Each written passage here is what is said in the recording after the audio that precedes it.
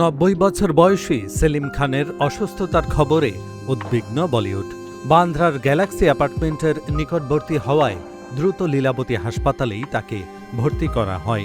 হাসপাতালের বাইরে সালমান খানের সঙ্গে বাড়তি নিরাপত্তা ব্যবস্থাও দেখা গেছে। সোমবার সকালে হঠাৎ শারীরিক অবস্থার অবনতি হলে তাকে দ্রুত হাসপাতালে নেওয়া হয়। বর্তমানে তিনি আইসিইউতে চিকিৎসাধীন বলে জানা গেছে।